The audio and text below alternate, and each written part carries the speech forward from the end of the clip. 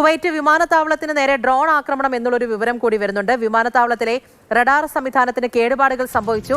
ആർക്കും പരിക്കേറ്റിട്ടില്ല എന്നും ആക്രമണ ശ്രമങ്ങൾ പരാജയപ്പെടുത്തിയെന്നും വ്യോമയാന മന്ത്രാലയം അറിയിക്കുന്നുണ്ട്. അതേസമയം ദുബായിലെ വിവിധ മേഖലകളിലെ ആക്രമണം ശ്രമം പരാജയപ്പെടുത്തുകയും ചെയ്തിട്ടുണ്ട്. സുരേഷ് വെള്ളിമുറ്റമാണ് വിവരങ്ങളുമായി ചേരുന്നത്. സുരേഷ്, ഇതിപ്പോൾ ഈ ആക്രമണം അത് എങ്ങനെയാണ് ബാധിച്ചിരിക്കുന്നത്? എന്താണ് ഇതുമായി ബന്ധപ്പെട്ടുള്ള വിവരങ്ങൾ ഇപ്പോൾ ലഭിക്കുന്നത്? ഒരുപക്ഷെ ഈ മേഖലയിൽ അല്ലെങ്കിൽ ഗൾഫ് മേഖലയിൽ നമ്മൾ നോക്കുമ്പോൾ ഈ ആക്രമണങ്ങൾ ഈ ഫെബ്രുവരി 28-ന് തുടങ്ങിയ യുദ്ധം അതിന്റെ ഫലമായി ഉണ്ടായിട്ടുള്ള ഏറ്റവും അധികം ആക്രമണങ്ങൾ നേരിടേണ്ടി വന്ന ഒരു വിമാനത്താവളം കുവൈറ്റ് അന്താരാഷ്ട്ര വിമാനത്താവളമാണ്. പല തവണ ആക്രമണങ്ങൾ ഉണ്ടായി.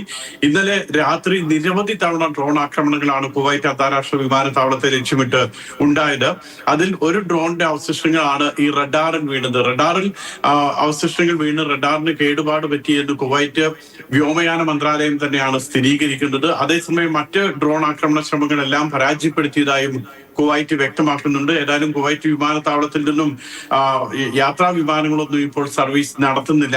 ഇന്ത്യയിലേക്ക്, കേരളത്തിലേക്ക് അടക്കമുള്ള പല സർവീസുകളും റദ്ദാക്കുന്നതായിട്ടാണ് മനസ്സിലാക്കാൻ കഴിയുന്നത്. ഏതായാലും അത്തരത്തിലുള്ള ഒരു ശക്തമായിട്ടുള്ളൊരു ആക്രമണം ഇറാന്റെ ഭാഗത്തു നിന്ന് ഇന്നലെ രാത്രി ഉണ്ടായി.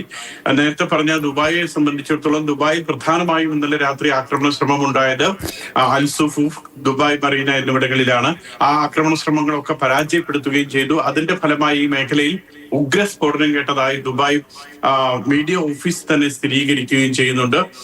മറ്റൊന്ന്, പ്രധാനമായും ഈ മേഖലകളിലൊക്കെ തന്നെ ഇന്നലെ രാത്രി ആക്രമണങ്ങൾ ഉണ്ടായിരുന്നു. അതോടൊപ്പം തന്നെ ഖത്തറിന് നേരെ 4 മിസൈൽ ആക്രമണ ശ്രമങ്ങളും നിരവധി ഡ്രോൺ ആക്രമണ ശ്രമങ്ങളുമാണ് ഉണ്ടായത്.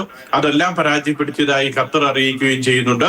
ഇതിന്റെ ഒക്കെ ഇടയിൽ ഇന്നലെ 25 പേരെ അറസ്റ്റ് ചെയ്തിട്ടുണ്ട്. കാരണം സുരക്ഷാ കാരണങ്ങൾ, രാജ്യത്തിന്റെ സുരക്ഷയെ ബാധിക്കുന്ന വിധത്തിൽ തെറ്റായ സന്ദേശങ്ങളും ദൃശ്യങ്ങളും സമൂഹ മാധ്യമങ്ങളിൽ പങ്കുവച്ചതിനെയാണ് അറസ്റ്റ് ചെയ്തിട്ടുള്ളത്. ഈ അറസ്റ്റിലായിട്ടുള്ള 25 പേരിൽ 17 പേര് ഇന്ത്യക്കാരുമാണ്.